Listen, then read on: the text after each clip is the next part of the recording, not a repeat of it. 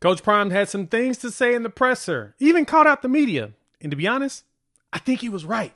So let's break that down and what he had to say and the change that need to happen. We'll play a little bit of his video, but let's dive into that here on the Prime Time for College Football, a Hog Media production presented by Sleeper. I'm your host, Jay. Thanks for pulling up. Let's talk about Coach Prime's press conference this afternoon. He dove into a few things, but someone from the media asked him a question up front, and Prime had to kind of check a few folks, because this seems to be the one narrative that is continuously going out there. And I'm going to be honest, I am on that list of people too, because I've said the exact same thing and asked the exact same question that other media members have had. And yeah, Prime wasn't feeling it. So let's hear what Prime had to say real quick, and then we're going to dive right into it. How you doing? Good. Nikki Edwards, Yahoo Sports. After reviewing the film, what have your conversations been like with Coach Shurmur in improving some elements of the offense? It's funny that you start out with Coach Shurmur. We gave up over 300 yards, darn near 400 yards rushing. It's ironic to me. It seemed like you guys just pick and choose who you want to target. That's cool. We didn't lose the game because of Coach Shurmur, Coach Livingston, or one specific thing. I got to do a better job. I'm preparing my team, challenging my coaches to go to the next level. That's on me. So yeah, I love that Prime immediately went to defend Coach Pat Shurmur and point out to everybody, I mean, kind of the one big thing out there. This team gave up a lot of rushing yards. Like, that's just point blank, period, what it is, 320 on the ground. And so he pointed out it wasn't one side or the other. It was a team effort. And I mean, he's right. You know, as you come back with a level head, you realize, yeah, Prime, yeah, that's a very fair point. The bigger issue in that game was there was a lot of struggles that shouldn't have happened. The defense just did not produce where we wanted. And you see some of the players, which I love, they're all taking accountability, saying, yeah, we didn't do what we needed to do. We had a lot of things that we need to change. Prime pointed out that Kalen Taylor needs to get the ball in his hands more. And yeah, I think a lot of y'all even pointed this out. Trackhawk was solid he had 4 touches, 40 yards. He hit that one drop, which, a lot of people kind of felt like hurt him a lot. But for the most part, he looked productive. But the run game itself looked good. And I've heard a few Colorado people talk about how the run game itself was a lot better than what people want to give credit to. It was actually really, really good. And that was probably something that you needed to keep going with. I was watching some of the other games. I think it was Miami and like Carson Beck was looking over. They ran the ball like 3 times in a row, and Carson Beck's looking over there. Mario Cristobal like, dude, what are we doing? We had success doing other stuff. We don't need to be too conservative. Let's go. And with the Buffs, it wasn't being conservative. It was the offensive line was holding up and moving people around. And sometimes you just got to keep that going. If you're seeing success in that capacity, why not? Keep pushing, keep making it happen, and go from there. And so then Prime kind of talked about what to prepare for and what things are going to look like when they go up against Delaware this week. And a lot of you kind of expected him to say this, like I 100% did. And so let's dive into that. But first, shout out to our partners over here at Sleeper. Have you ever heard of the Sleeper app? Here's a little secret. It's more than just a platform for season-long fantasy leagues. Like, I didn't even realize it. And the cool thing is, this year, millions of users enjoy playing fantasy sports over on Sleeper, but they got so much more to offer. Real-time updates, visualization on all stats. You got a whole news feed that gets you all the updates on your favorite players and teams. And you can do daily fantasy. You can pick more or less on the stats on your player.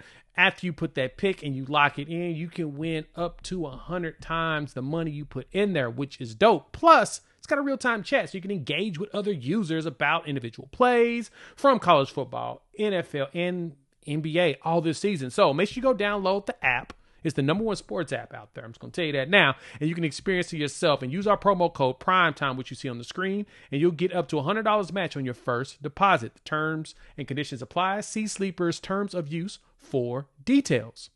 And so Prime talked about this game coming from Delaware. And the bigger question I've seen a few people say in some comment sections or whatnot in between my videos and some of the others that I know is, all right, Caden Salter, he was cool.